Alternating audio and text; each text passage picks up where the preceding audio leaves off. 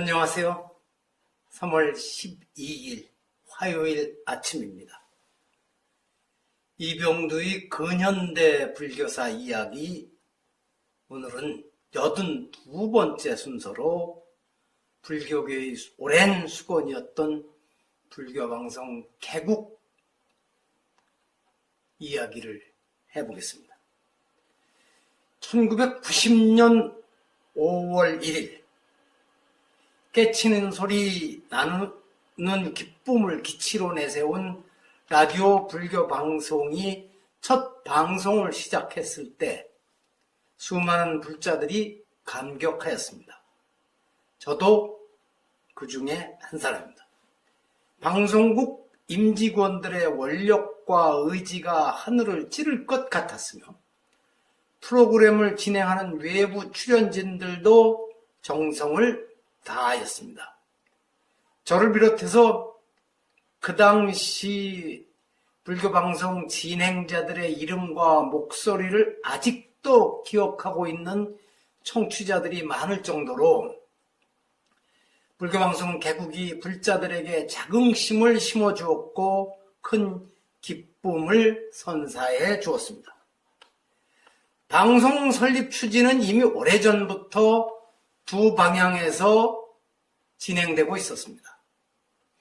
조계종은 1967년 포교 현대화 방안의 일환으로 불교방송 후원회를 조직하였고 2년 뒤인 1969년에는 중앙종회에서 불교 해관 건립과 동시에 방송국을 세울 수 있는 준비를 갖춘다는 결의를 하였으며 그 뒤로도 종단 차원에서 방송국 설립 필요성을 여러 차례 제기해 왔지만 설사 설립 허가를 받는다고 해도 이를 운영할 재정 능력을 갖추지 못하고 있었습니다.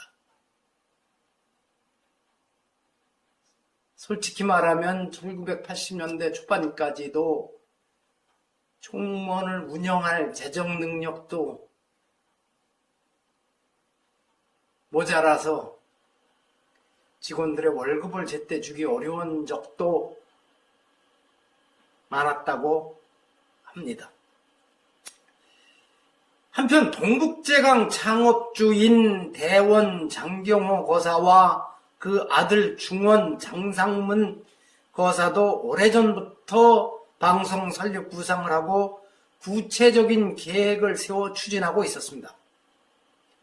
라디오에서 목탁소리가 늘 나오고 스님들의 법문을 언제 어디에서나 들을 수 있는 방송국을 세워야 한다는 말을 자주 했던 대원거사는 서울 남산 남쪽 후암동에 대원정사를 세울 때 건물 설계를 방송국으로도 쓸 수 있도록 하라고 주문하였으며 당시 KBS PD였던 김혜근 씨를 불러 기술 자문을 받기도 하였습니다. 김 씨의 해고에 따르면 대원거사는 몇 번이나 건물 계획을 수정하면서 방음벽을 새로 했고 밖으로는 관련자들을 통해서 방송국 설립을 위해 접촉하는 등 방송 설립에 대한 원력이 대단했다고 합니다. 부친의 방송 설립 원력을 잘 알고 있었으며 한국 전쟁 당시 방송 근무 경험까지 있었던 중원거사도 1987년에 이미 대원정사 건물을 사용하고 대한불교진흥원이 운영비를 충당하는 방송국 설립을 추진했으나 정부의 채널 허가를 받지 못해 뜻을 접었던 적이 있었습니다. 이렇게 방송 설립의 뜻을 가진 조계종, 원력과 재정 능력을 함께 갖춘 진흥원이 1988년 12월 불교방송 설립 추진위원회를 구성하여 추진하고 이듬해 11월 최신부에서 무선국 가 허가서를 발급받아 1990년 3월부터 시험방송을 하다 5월 1일 역사적인 개국을 하게 된 것입니다.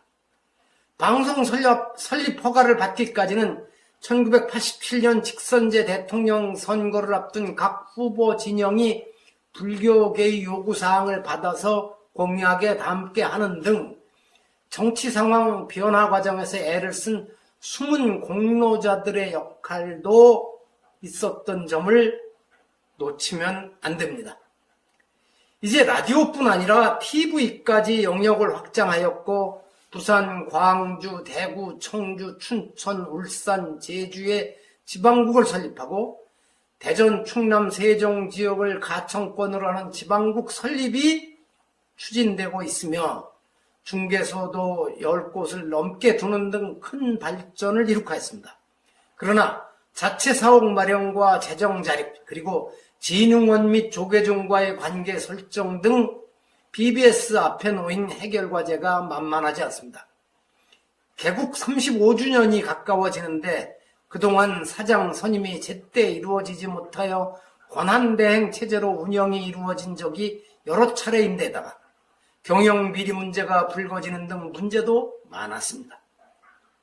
설립 당시의 초발심을 저버린 채 개인 욕심을 채우려는 이들의 책임이 크지만 우리가 무슨 힘이 있냐며 타성에 빠져드는 내부 구성원들과 이 문제를 제대로 살피지 못한 불자들의 무관심도 그 책임에서 벗어나기 어려울 것입니다.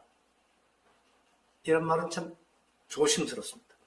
이 모든 문제를 잘 극복하고 설립을 위해 각고의 노력을 기울였던 분들의 원력과 의지를 잊지 말고 설립 당시 가졌던 초발심을 회복하여 불교 방송이 도약하게 되기를 기대하며 구성원들에게 격려를 보냅니다.